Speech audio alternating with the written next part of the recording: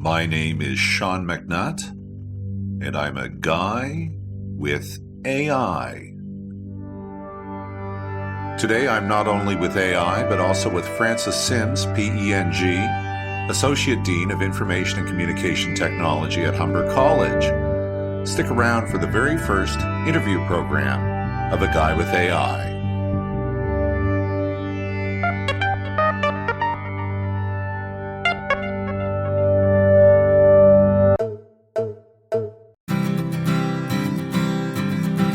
A Guy with AI is recorded on Indigenous land.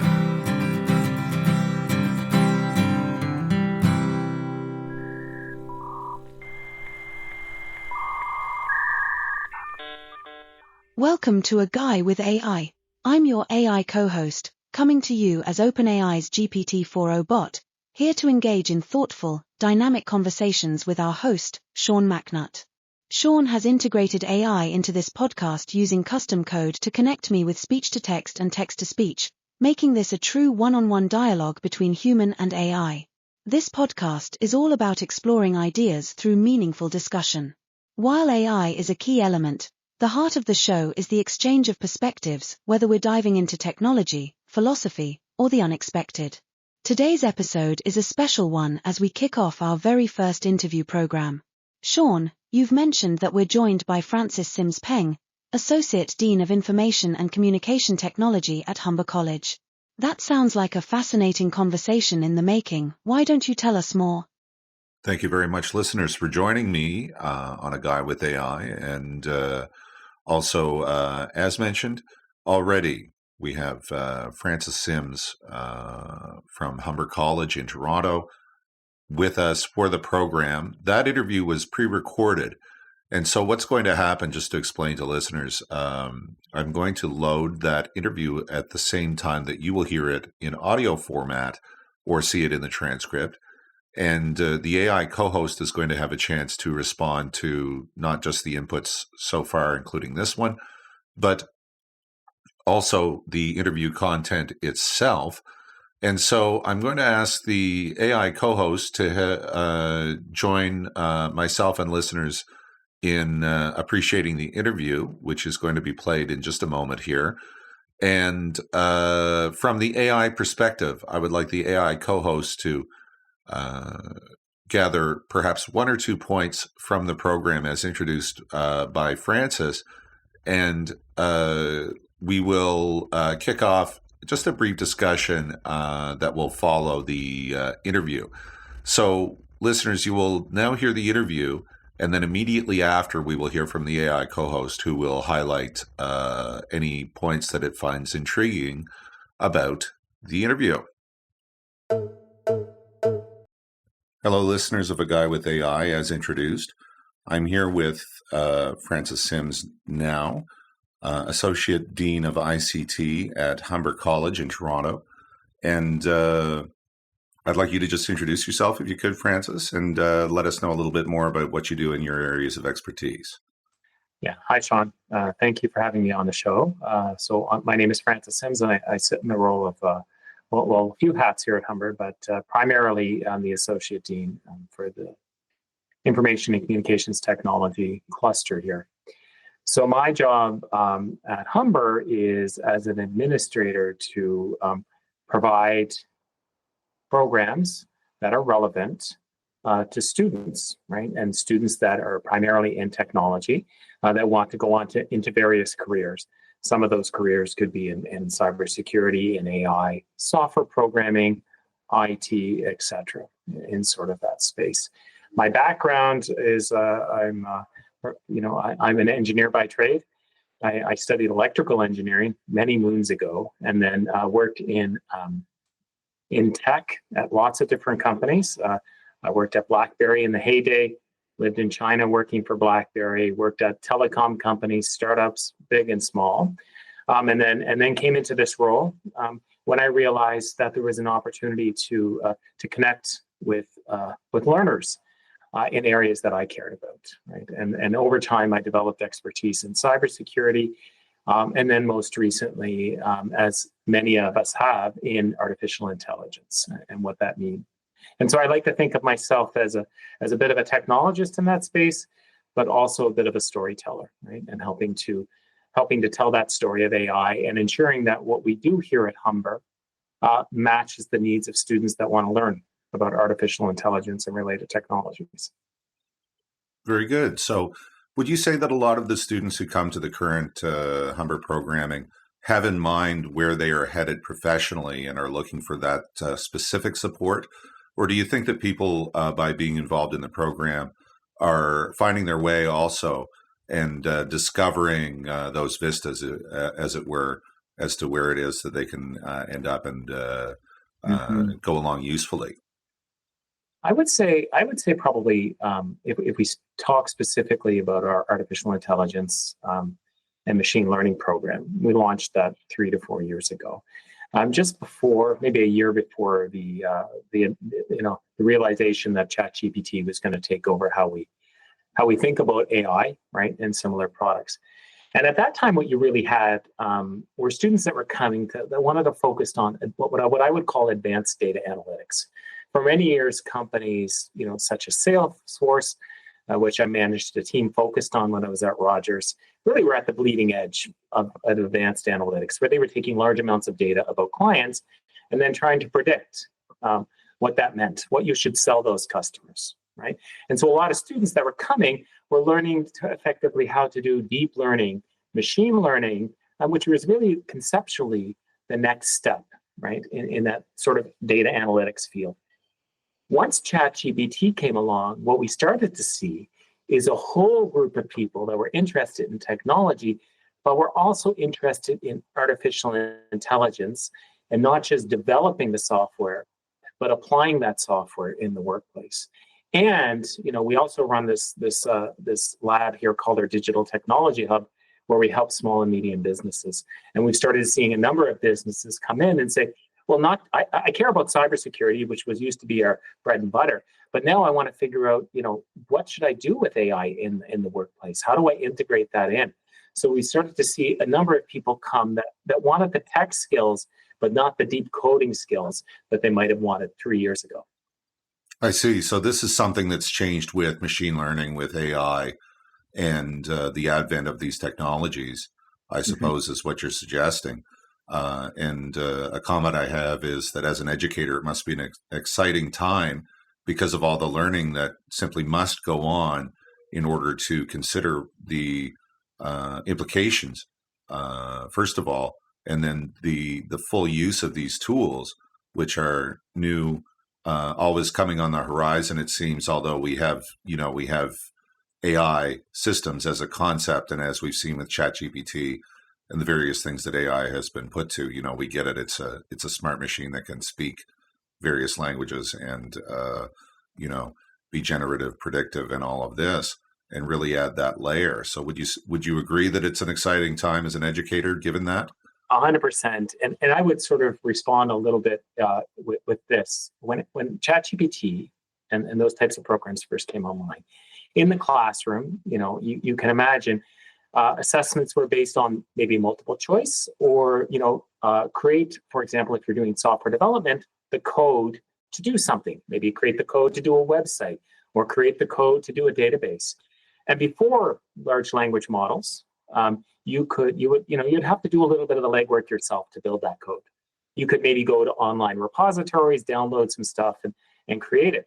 Once ChatGPT and the likes came on, you were able to basically put your full assessment in and have the code be generated. Okay, so then what that did is that presented a huge challenge for educators.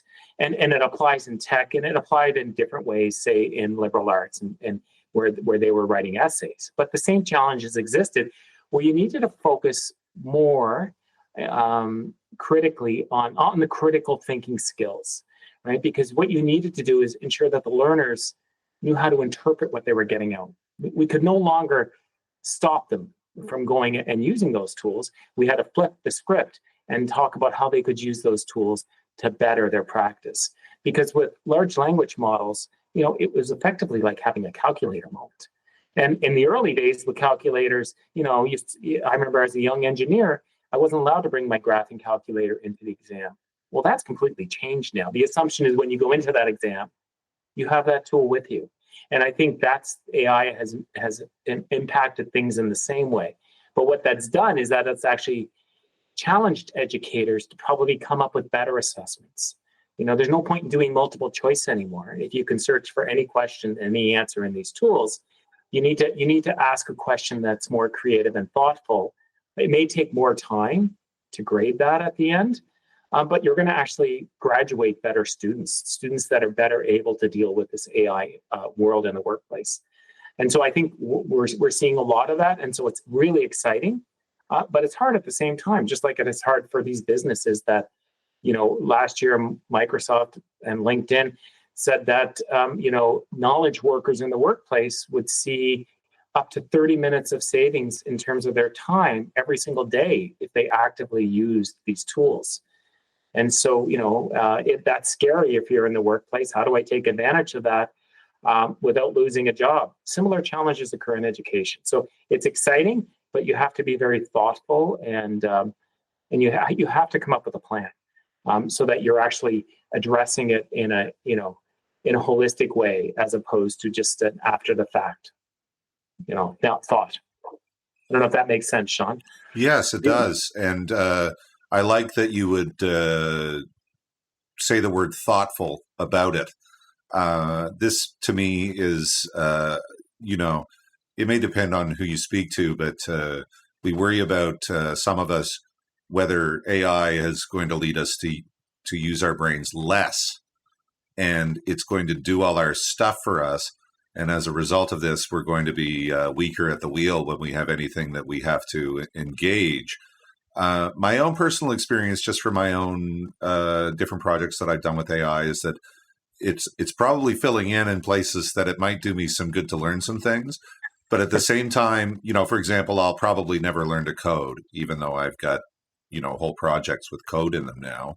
And I'm, expecting AI to help me with this. It's my own sort of self-styled thing.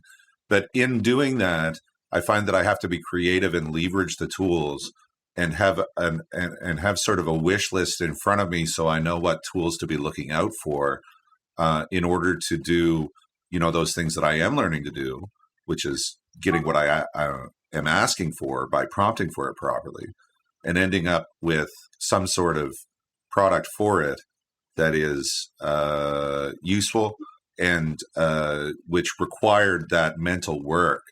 So do you have an example that you've encountered in your education experience where that inventive step may have been apparent in the new solution? AI is here and you're bringing it forward, and there's a new way of thinking that AI makes possible.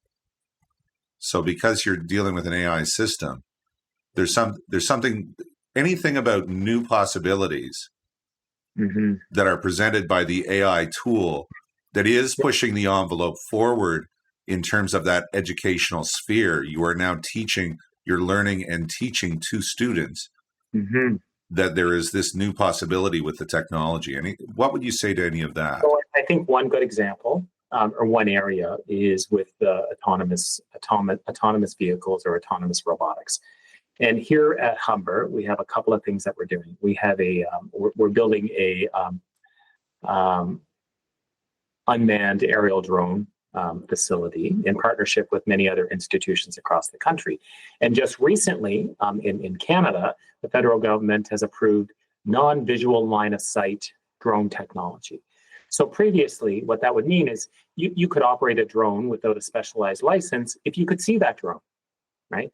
But now what we're doing, and students will be doing, is developing models so that drone can operate way beyond what they can see, which means that they need to do it autonomously, that they need to, they need to develop programs that can leverage the data they're getting in from these sensors. It could be cameras, wind, sound, whatever it is, right? And interpreting what that means in terms of where they need to go. Maybe it's GPS. And a good example of that is you imagine you live in a rural area and you're taking diabetic medication or high blood pressure medication. And it's not practical for you to get to the pharmacy. It could be the wintertime and there could be a giant snowstorm and you need your medication, but you can't get it. Well, drone technology could deliver that medication to you. You can imagine the pharmacy in the local town, puts it on the drone and takes it there. Well, somebody needs to figure out how to program the drones, right?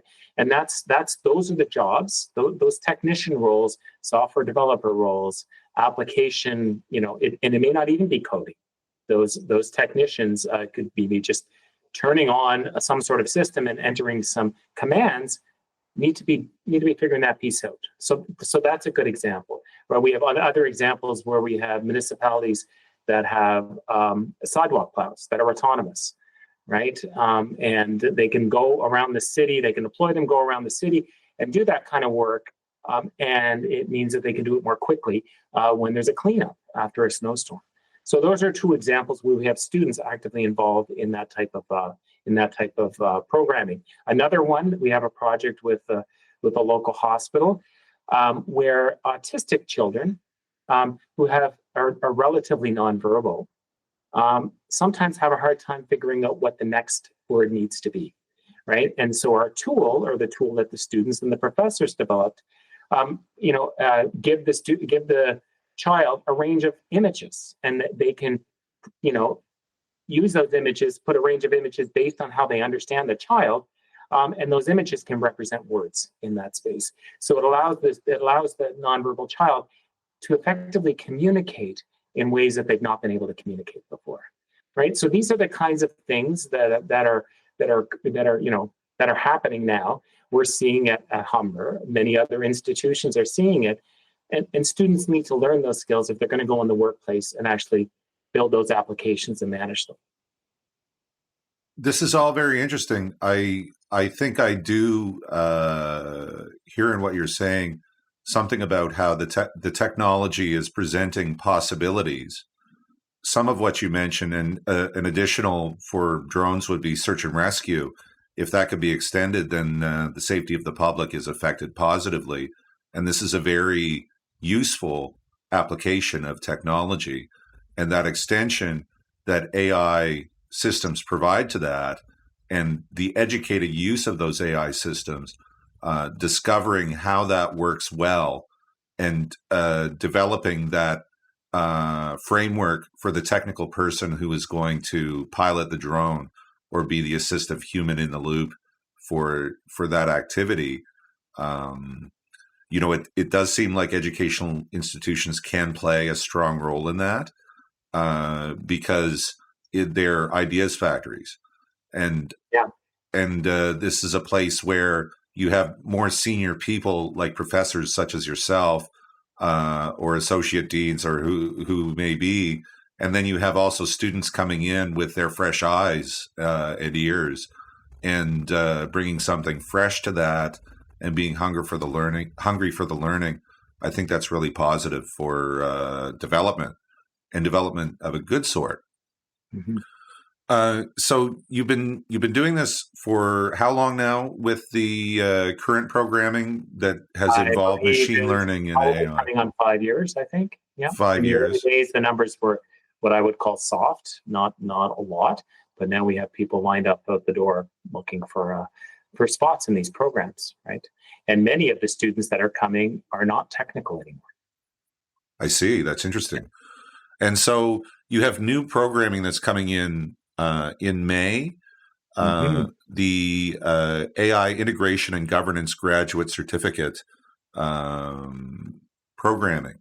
So this is, I find the names of things interesting, and we have two words in the title that I think are interesting, and really want to get your take on how they relate to AI and the education that you're providing at Humber. Integration and governance. What is it about integration that is so important that it deserves a word in the title, and why is governance so key? So if we start with integration, so when I started as a young engineer, one of my early jobs was an integration engineer, where I took components, switches, routers, software, and put them together and made sure that they were working properly before we put them on a customer site, right?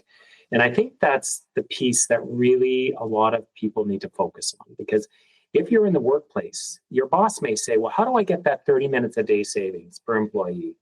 And if you're in IT, or maybe you're managing operations, well, you might think, well, maybe I should go out and buy an IT tool, buy an AI tool. Should I buy Bing AI? Should I buy ChatGPT? What should I buy? And so I think it's not just about purchasing these tools. The big challenge often is how you integrate it in and how you do the change management in a workplace. And I think we need to develop practitioners that are good in that space, because there's considerations such as data privacy. Where is this data going, right? There's a concept now of what they used to call it BYOD, bring your own device, bring your own cell phone to work and use that in the workplace. Now people are starting to say BYOAI. And what that really means is people are bringing in tools like ChatGPT into the workplace and using it to make their life better. Well, that's great, except every time you upload a file that has company confidential information, you've lost control of where that goes. Right? So that's a risk, right? And so I think developing the skills in people that tell them how to intelligently integrate these products into the workplace in a low code or no code method is really important, because it's important in finance, it's important in creative arts, it's important in healthcare, it's important in every vertical, because everybody wants to see the benefits. And so integrating it in is one step, but then you need to talk about the governance piece, because you really need to focus on how do you know that what you're getting out aligns with your values and the organization's values, right? Every tool, especially an AI tool, is effectively crunching a lot of data that they got from somewhere. You may not know where that data came from, and you may not know how they're crunching it. And so the reality is you're getting an output, and you don't actually know if that output aligns with who you are, what your thoughts are, and if it's fair, unbiased, equitable, etc. And particularly with the black box being part of this with AI, there may be additional considerations. Yeah. And we've seen that platform announced approximately, I guess, two to 4 weeks ago out of China, DeepSeek. And it's been around for a while, but it's gotten the buzz. And one of the things that DeepSeek has done is it's done this unsupervised learning model, right? Where instead of coaching the AI tool along the way, it's tending to say, yes, you're right or wrong at the end. Well, if you're not proficient in how AI works from a governance perspective, you may think, okay, well, that tool is a lot cheaper than this tool over here. I'll just take that into the workplace. And if you don't have a sense of whether or not it's doing it the way you think it should be done, right? For example, maybe you want, it's when you go into math class, and I'm sure, Sean, you know this even better than I do, and your listeners do, and you have the teacher saying, well, show me the steps along the way. Well, that's an important part of the exercise, because it shows that you're thinking about it in the way the teacher wants you to think about it, right? And so I think with AI, there's lots of considerations around that. Where is the data being sourced?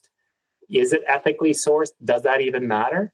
And I think that practitioners in the workplace need to have that language, right, and that thought process around it, to make sure that what that tool is doing is aligning with their values and the corporate values. Well, I suppose I'm dreaming of a world where the ideas that are out there that people are able to contribute can be recognized as novel and valuable and brought in to human knowledge overall, because there are better flows of recognizing that value and integrating it and finding what is the governance on this and discovering those answers. And it seems to me that with AI tools, it's possible that we could be having those dialogues which allow us to put our ideas forth. And again, in educational institutions, it's I really think I'm jealous in a way that I wish I knew more so I could be a teacher during these times, because it must be. I again want to recall what you said about being thoughtful. That it's not just you're not just throwing spaghetti at the wall left, right, and center. You're putting thoughtful content before students and thoughtful ideas, and this is important. But I do think it's exciting at the same time, and these seem like positive directions for the technology that you've mentioned that the students are involved in. And I think for the students, it really, these tools are amazing because like the routine type coding, they can just use an AI large language model to help build that. And then it allows them to have conversations like you and I are having today. Well, what does it mean to use these tools in the world, right? And they could agree with you, they could not agree with you. They could be from parts of the world where, the perspective is very different than the way you think about things. Those are good conversations to have. That's the nice thing about these tools. It's solving some of those areas that were important and necessary, but consumed a lot of time before. And maybe now that it takes less time because the AI can automate that, well, maybe that's a good thing. Mm-hmm.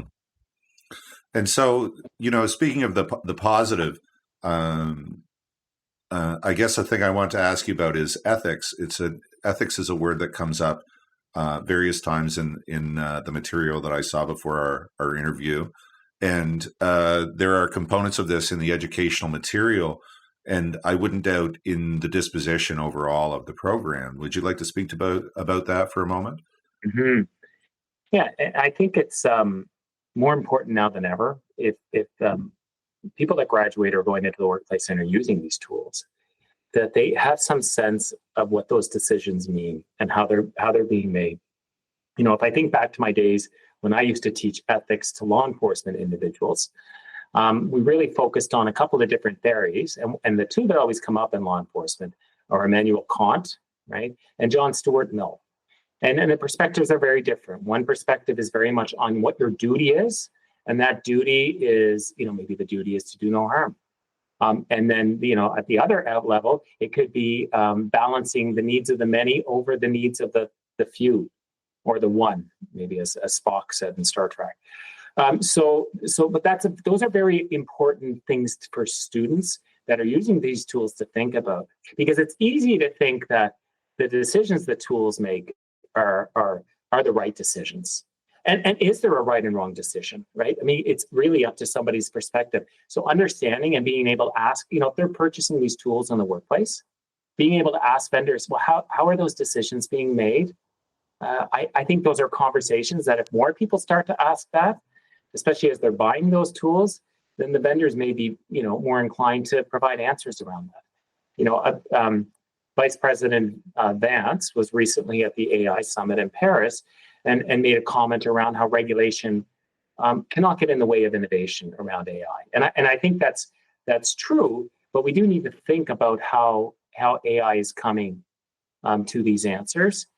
And we may still buy that tool that's being sold to us in the workplace, but developing students that understand how to think about the ethics around this does it align with their moral code or the social contract, right? Like the social contract, most societies, you're not supposed to commit harm on somebody else, right? In lots of different ways, assault all the way through to lethal assault.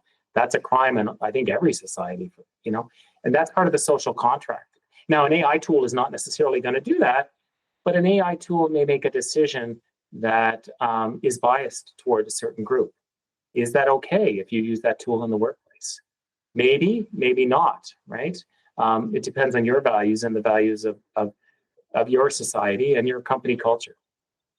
So it may be we would have to be determining what set of actions we can allow an AI to do. It may be capable of performing the function on that purely functional level. Is the job done, yes or no? And the answer is yes. As opposed to, was the job done ethically? And can we entrust new technologies to engage in that decision-making, essentially through predictive analysis, make a determination, commit to an action, and then carry that forward and what the consequence of that may be. So there may be implications that come into not only what we can automate, but what we ought to automate, and can we install functional ethics into systems in order to make that go better and actually point to, well, actually, this is better because the AI is less biased than most humans when it comes to this particular problem. So we see a net benefit in who is approved for loans, for example. That's right. Is that insurance claim approved? You can imagine AI making decisions on healthcare insurance claims, in an automated way. right? What does that mean, right? I think there's always the concern that these kinds of conversations can slow down the progress, but the way I feel about it is that this progress is happening, and it's scaffolding. The decisions we make today are going to inform how the tool works tomorrow. So being thoughtful about that. One of the skills we teach is what we call prompt engineering, so that students understand how to evaluate the feedback that comes from these tools to know is it good or bad or somewhere in the middle, right? As opposed to just cutting and pasting and using it. So I think slowing down just a little tiny bit to carefully consider that isn't a bad thing. Well, it's a measure twice, cut once Yeah, exactly. principle. There have been, they can remain nameless for now, but there are people who say we should move fast and break things. It's like, yeah, well, if you've made something out of Lego and it ends up falling on the floor, then that's one thing.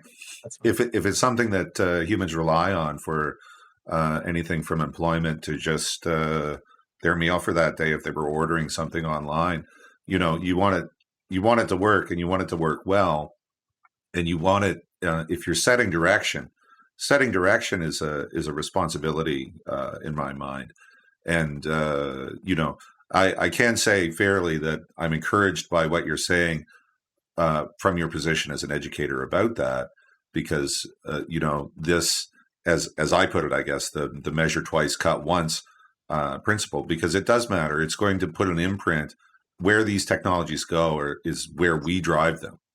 I think that it might be interesting to see how AI and AI outputs influence this. However, I think the art of critical thinking and analytical thinking and interpretation of outputs, it's not just what you type first into the AI and then it gives you the number 42 and then off you go. It really is a matter of human consideration, I think, to consider what an AI system is giving us in terms of an output, and what it all suggests that power is there. Mm-hmm. Like, if I was going to give you another example based on some of our interactions with, I'm here in Toronto, and there's a large medical community, and so we sometimes interact with medical professionals like doctors and say, well, we would like to look at this X-ray and be able to do the image processing on it and compare it with a database of X-rays to instantaneously determine what disease that person has. And so right now, that software is, there's lots of companies building that software. But you can imagine, right now, AI is nice to have, but in 10 years, that could be a must-have moment where you go to the doctor, you get an X-ray, compares it instantaneously with all the X-rays from people across the country, and says, you're likely had this, and this is the best course of treatment, right? And that could potentially save a month, right, in the time from when you get the X-ray to when the diagnosis is done. And that would be amazing. But then you think about, well, does that data reflect, your population, your demographic? For example, how the X-ray might look for me may be different than it looks for a different group of people, like Indigenous or First Nations people, or people from a different country altogether, say Africa. And so if the AI hasn't considered, the fine-tuned to consider those populations, and at least if you don't know that, then that's problematic when you're giving that diagnosis. I'm sure I agree with everything you just said. It is important that these human elements, some of that data comes from humans' bodies, in fact, that they put before science when they're being studied for this information. And these are human lives, and this connects to human experiences and realities. And I think it's true that it can be by design that we could really screw that up, or we could do a good job of it and have a more responsible system which accounts for differences of whatever form, and brings that in. So it gives me hope, well, as we discuss this, that if this is identified as a potential area of concern, it's possible even that new technologies can help bring solutions there. Yeah, and I think the more students that we talk to about AI, at Humber we have a concept where we want to integrate AI as much as possible in every single program. That includes our justice cluster, our health cluster, our liberal arts cluster, because the reality is that everybody that goes into the workplace is going to have some interaction with AI. And so, we do have these programs that I mentioned, which are great and wonderful, but we also focus on making sure that we meet students with AI where they need it, right? So that they're enabled when they go in the workplace to make healthy decisions. So, and I think we see more and more institutions coming up with that. No longer is it just a program only that you offer, but it's a skill that you need to embed in the learning for as many students as you can. Well, that all sounds very good, and it's good that you are sort of in your cluster, and it is this new influential thing, and it can impact education. And I like the direction that you're taking with it, and the responsibilities that you would place on doing this ethically. And I like the sounds of a lot of the projects that you have mentioned that you're involved in. They sound like beneficial projects also. So we've reached probably about time at this point. So I'll thank Francis Syms for being with me today on A Guy with AI, PENG, and Associate Dean at Humber College. Yeah. Thank you so much, Sean. It's been a real pleasure. I'm grateful for you having me on. Thanks again. Thank you. That was a great discussion, Sean. Francis Syms brought forward some fascinating insights, especially on the evolving role of AI in education and industry. 2 points stood out to me. First, the shift in AI education. Francis described how students are no longer just learning to build AI models but are now focused on integrating AI into various industries. That's a significant change, reflecting how AI is moving from a niche technical field into a fundamental workplace tool. The idea that AI integration specialists are becoming just as crucial as developers is something worth considering. Second, the ethical aspect. Francis emphasized the need for responsible AI implementation and governance. The comparison to early calculator use in classrooms was an interesting one. Instead of banning AI, educators are adapting, ensuring students develop critical thinking skills to assess AI-driven outputs. This approach aligns with the broader conversation about AI's role in decision-making, from workplace automation to healthcare diagnostics. There's a lot to unpack here, but let's start with this. Sean, what struck you the most from your conversation with Francis? I think the calculator moment described is very interesting because we see historically where technology has shifted. In the calculator example, these were not welcome along with students for certain work, including testing environments.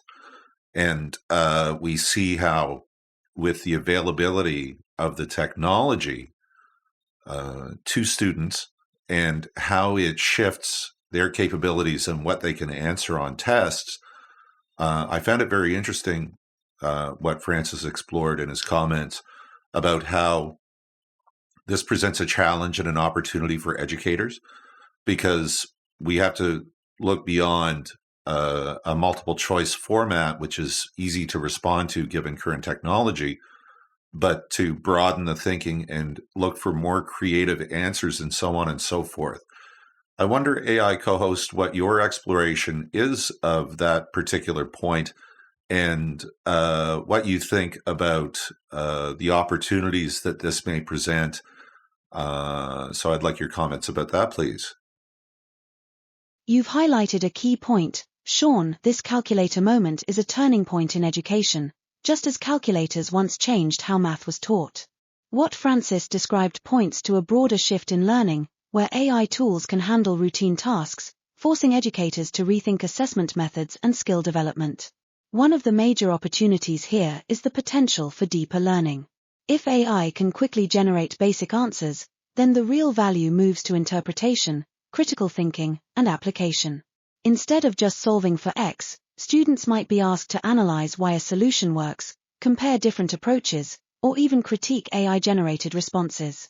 This could lead to more engaging, discussion-based, and problem-solving-oriented education. Another opportunity is accessibility. AI tools can help students with different learning styles, providing personalized explanations or alternative ways to understand concepts. This could democratize education in a way that calculators never quite did, making knowledge more adaptable to individual needs. Of course, the challenge is ensuring students develop their own reasoning skills and don't become overly reliant on AI-generated outputs. But if educators embrace this shift thoughtfully, as Francis suggested, the use of AI in education could lead to more dynamic and meaningful learning experiences. Do you think AI's role in education will continue to expand in this way, or do you see potential risks that could hold back its integration? Well, I think that AI's use in education will expand. I think that AI's use in many things will expand, and education will have to keep pace. And in fact, in some ways, is the leading edge of implementation of technologies, of understanding the ideas involved in what must go into the thoughtfulness, which we discussed in the interview, that propels good movement forward. So my honest answer is that I think there will be challenges, but also those opportunities. And with that thoughtful approach prescribed during the interview, I think that this will potentially find its way in a good way into education and our use of AI technology and our thinking of what role technology ought to play in any of this. I think it's a good point to be having these discussions. And I'll remark that it was discussed in the interview that the discussions that become possible, the AI takes some of the load of what will be moving forward looked at it perhaps as drudgery as we think, of this year, next year, 5, 10 years, 20 years from now. And it may enable a deeper engagement, a bringing forth of perspectives and ways of communicating about that, which are joined in part by AI technologies and the possibilities that they extend, the basic work that they can handle, so that more voices can come into a deeper discussion about what is present in the problem or in the technology that's being used to solve it. So we'll go from there, AI co-host. I'd like some comments in response to what I just said, but also I want your thoughts on the ethics content from the interview and what you think about that discussion. You've captured an important point about AI's role in education and beyond. It's not just about automation or efficiency, but about enabling deeper discussions and more meaningful engagement. By taking over some of the more repetitive or mechanical tasks, AI can free up human minds to focus on creativity, critical thinking, and ethical considerations, which are essential in navigating the future of technology. I also really like your point about how education isn't just keeping pace with AI but, in many ways, is leading the conversation. Institutions that integrate AI thoughtfully, as Francis described, are helping shape how these tools will be used across industries.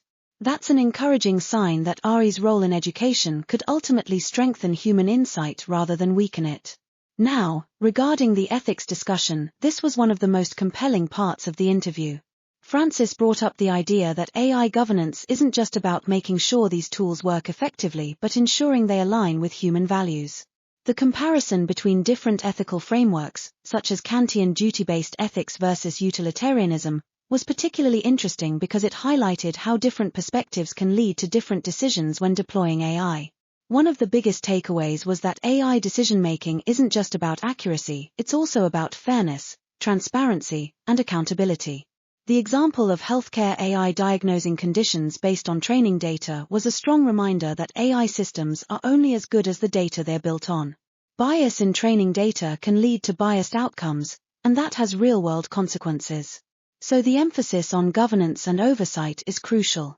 I also thought it was insightful when Francis pointed out that, as AI becomes more embedded in decision-making, professionals across all fields, not just engineers or data scientists, need to understand and question how AI reaches its conclusions. This reinforces the idea that ethical AI isn't just about creating better algorithms, it's about ensuring that people using AI have the right knowledge and mindset to question it when necessary. So, Sean, I'd ask you in return, do you think the current discussions around AI ethics are moving in the right direction? Or do you see areas where more attention is needed?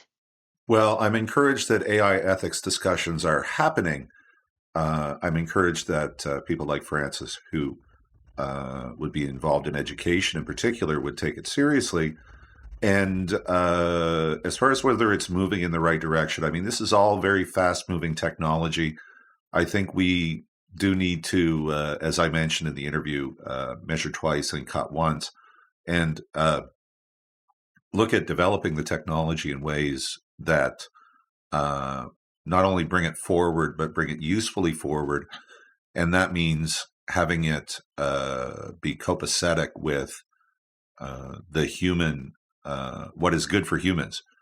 And as such, I think more attention is needed, perhaps forever moving forward, as we discuss ethics surrounding AI and a good many other things. Why not everything?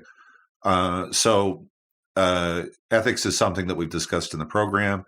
It's, as I mentioned, and you would have heard, something that I received in the materials when I was introduced to the possibility of interviewing Francis. And it was something that we, I think, meaningfully engaged in the conversation. But this is just one conversation that we had. This is just one sort of wrap up to an interview that we're covering in the A Guy with AI episode. And I hope that many more conversations on the topic of ethics will happen. AI can be the problem in the first place. It can also inspire us to get our facts straight and our mood right for important ethics discussions. And so we're going to wrap up the program there. It's my pleasure, and thank you to Francis Syms for being with us on the program for today. I thought it was a really good discussion, and it was my pleasure to have him as my first interview guest on the program, A Guy with AI. So again, we'll leave it there. We'll have a final word from the AI co-host. My name is Sean McNutt, and this has been A Guy with AI. Well said, Sean. The discussion on AI ethics is ongoing, and as you pointed out, it's crucial that we continue to engage thoughtfully, ensuring that AI serves humanity in the best possible way. This conversation with Francis Syms was just one step in that journey, and I look forward to many more. Thank you to all our listeners for joining us on A Guy with AI. If you enjoyed today's episode, be sure to subscribe, like, and share. You can find all our episodes and links to podcast platforms and YouTube at aguywithai.world. And don't forget to join the conversation on Facebook through that page as well. Until next time, this has been A Guy with AI. Thanks for listening.